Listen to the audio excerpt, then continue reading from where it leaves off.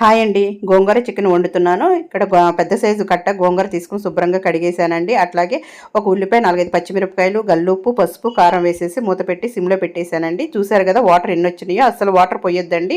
Water అలానే వస్తాయి. ఇప్పుడు పక్కన స్టవ్ మీద పెట్టేసుకొని ఇప్పుడు కర్రీ వండుకుందామండి.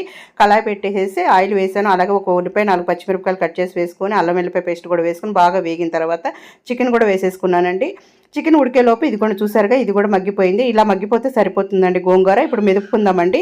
మిక్సీలో అయితే వేయొద్దు, ఇట్లా చేత్తోనే చూసారు కదా ఈ విధంగా కచ్చిపిచ్చిగా మెదుపుకోవాలన్నమాట. ఇక్కడ చికెన్లో కూడా చూసారు కదా వాటర్ వచ్చింది. ఆ వాటర్ అంతా ఇంకేలాగా మనం ఫ్రై చేసుకోవాలండి. తర్వాత గల్లుప్పు, పసుపు, కారం వేసేసుకొని ఒక్కసారి ఇలా కలిపేసి మూత పెట్టేసుకుందామండి. చూసారు కదా కారం వాసన పోయిన తర్వాత ఒక టమాటా వేసానండి. చూసారు టమాటాలు మగ్గిన తర్వాత చూసారు కదండి కొంచెం వాటర్ వేయాలన్నమాట. ఈ వాటర్ వేసేసి మూత పెట్టేసి కూర దగ్గర పడుతున్నప్పుడు గరం మసాలా వేయండి. గరం మసాలా వేసి కలిపిన తర్వాత గోంగూర 2, 3 స్పూన్లు వేసి తాలింపు పెట్టేసుకోండి.